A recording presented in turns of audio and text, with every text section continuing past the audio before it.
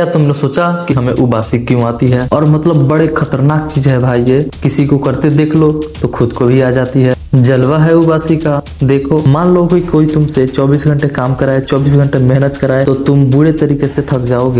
अब मेरी बात अलग है, मैं आराम कर कर के भी थक जाता हूँ। पर देखो, रियलिटी में ऐसा नहीं है। हम हमारे शरीर को टाइम टाइम पे आराम करने देते हैं, शरीर को रेस्ट मिल जाता है, पर हमारा दिमाग कभी भी रेस्ट नहीं करता है। 24 घंटे साल के 365 दिन काम करता रहता है। अब क्योंकि हमारा दिमाग इतना काम करता है तो वो गर्म हो जाता है, और दिमाग को ठंडा करने के लिए ही हमें उबासी आती है। जैसे ही हम अपना मुंह खोलते हैं तो दिमाग तक जाने वाली खून की नसें चौड़ी हो जाती है, और उबासी लेते वक्त हम बाहर की ठंडी हवा अंदर लेते हैं, जिससे दिमाग तक जाने वाली खून थोड़ा ठंडा हो जाता है, और फिर आखिर में हम मुंह से गर्म हवा बाहर निकाल देते हैं। वैसे वीडियो देखते देखते तुम्हें भी उबासी आई ना? हाँ हाँ।